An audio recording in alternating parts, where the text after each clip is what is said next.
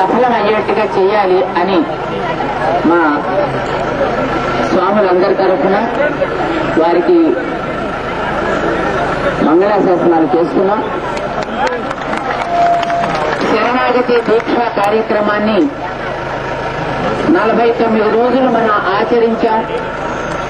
ఇక్కడికి చేరితే స్వామి తన యొక్క దివ్య అనుగ్రహాన్ని గరుడ వాహనారూఢుడై బ్రహ్మోత్సవాల్లో తప్ప ఇతరత్రా కనిపించినటువంటి దాన్ని ఇప్పుడు మన పాలకవర్గ నిర్వాహకులైనటువంటి శ్రీమాన్ కరుణాకర్ రెడ్డి గారు వారితో ఉండేంటి పాలకవర్గం యొక్క చొరవ కారణంగా పెద్దల యొక్క అనుగ్రహంతో మనకి ఈవేళ ఆయన గరుడ వాహనం మీద దర్శనాన్ని అనుగ్రహించాడు.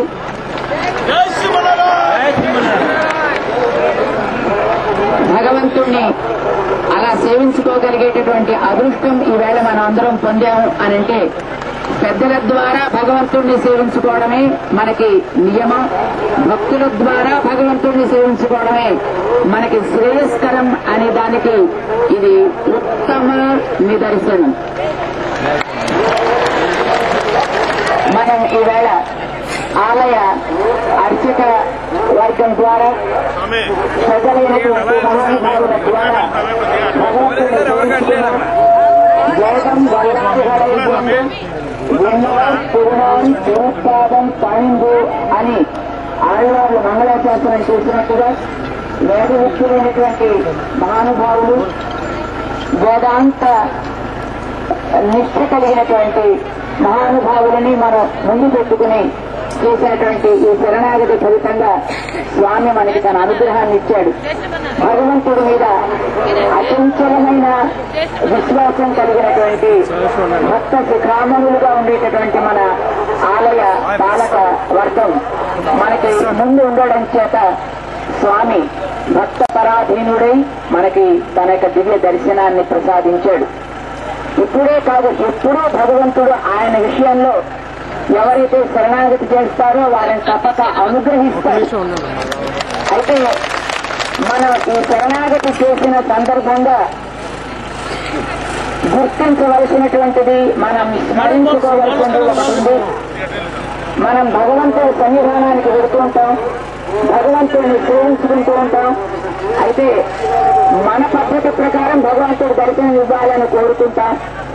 దానికి ఒకవేళ ఎప్పుడైనా స్వామి యొక్క కార్యక్రమాలు ఒత్తిడి ఉన్నట్టయితే మనం మీద పడిపోయి అడ్డొస్తే తలుపులు తీసేసి వేసిన తలుపుల్ని కూడా తోసేసి అక్కడ వాటిని అవసరమైతే పీక పారవేసైనా ముందుకు తీసుకుపోయేటటువంటి ప్రయత్నం చేస్తూ ఉంటాం. భగవంతుడి సన్నిధానంలో అట్లాంటి అవినయం పనికిరాదు. భగవంతుడి దగ్గర మనం నేర్వవలసింది ఒకటే, అది ఎప్పుడూ కూడా ఆయన నియమం ఏదో దానికి మనం శిరస్సు వంచి దానికి కట్టుబడి మనం ఉండాలి.